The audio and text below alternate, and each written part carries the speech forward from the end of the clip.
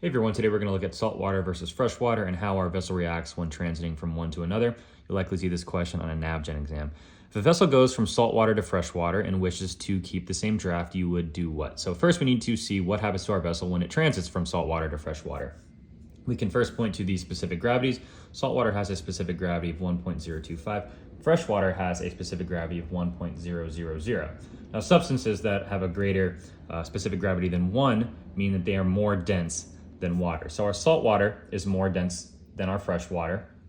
What that means is that our saltwater is going to have more of a buoyant force, which is going to push our vessel higher in the water. You can see from these two diagrams, in the saltwater, our vessel is riding higher than it does in freshwater. So when we go from saltwater to freshwater, our vessel will sink further down into the water.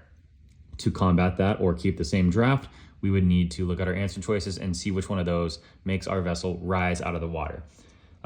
Taking on ballast would make us sink further. Doing nothing as it remains the same doesn't make sense because we just pointed to the fact that when transiting from saltwater to freshwater, our vessel will sink more. Doing none of these, that's not the correct answer, and that leaves us with A, discharging ballast. Discharging ballast would cause us to rise further up in the water, which is the answer choice that is correct. So if we want to go from salt to fresh and keep the same draft, we would need to do the thing that allows us to float higher in the water, which is discharge ballast.